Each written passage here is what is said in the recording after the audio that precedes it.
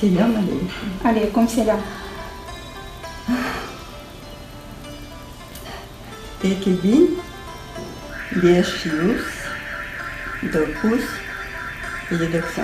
90. 97.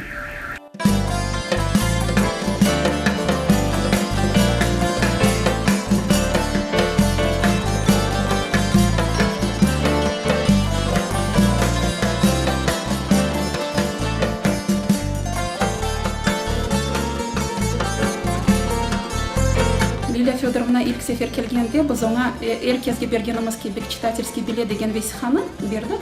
Onun da üstüne onun numarasını yazdık.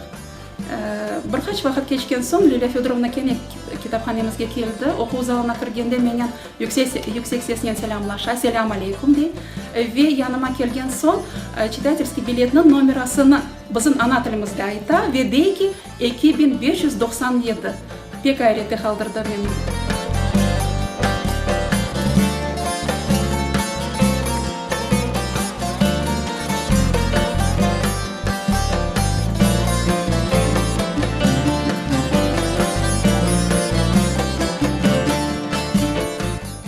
Уже это изведанное все, русские писатели, украинские писатели, всякие там немецкие, английские, все.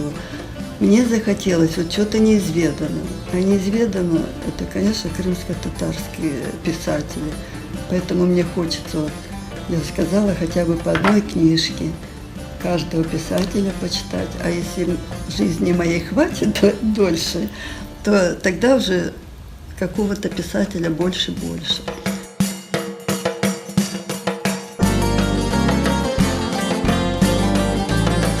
Эмиль Амид «Последний шанс». Ой, эта книга вообще на меня произвела. Мне кажется, эта книга самая лучшая о войне. Потому что я сама читала и своей соседке Юле читала. Мы не могли слез удержать.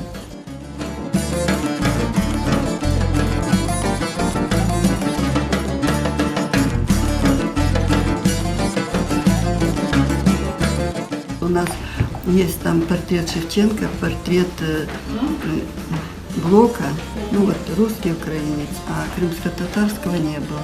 Ну вот я сказала, я говорю, это все-таки 3 языка надо.